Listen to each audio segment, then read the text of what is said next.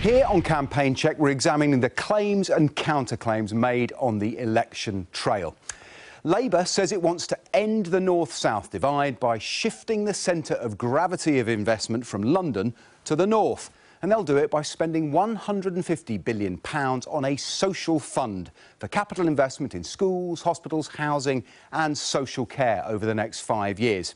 So how big is the north-south divide and what impact might this spending have? Let's look at a couple of key measures, and these are for England only. First, income.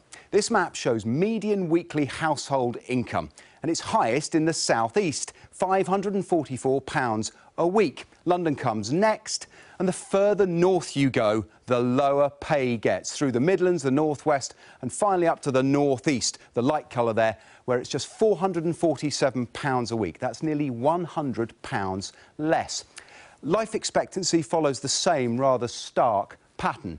Men in the southeast can live on average 80.6 years, but you die younger the further north you travel, till you're up to the northeast, just 77.9 years. Now, these figures are for men, but the pattern is the same for women, who live about 3 years longer.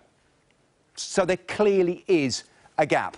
But public spending already appears to address that. Now, this map shows public spending per head by region. You see the darkest colour there, the highest spending is London, £10,323 spent per head. But spending in the wider southeast, the pale colour, is actually the lowest in the country, at just over £8,000, £8,297. But the northeast, the northwest, the West Midlands and Yorkshire all receive more. Now, that perhaps reflects the need of the population rather than the affluence. Now, Labour's plan involves a huge amount of spending and building in a very short time. So is it practical?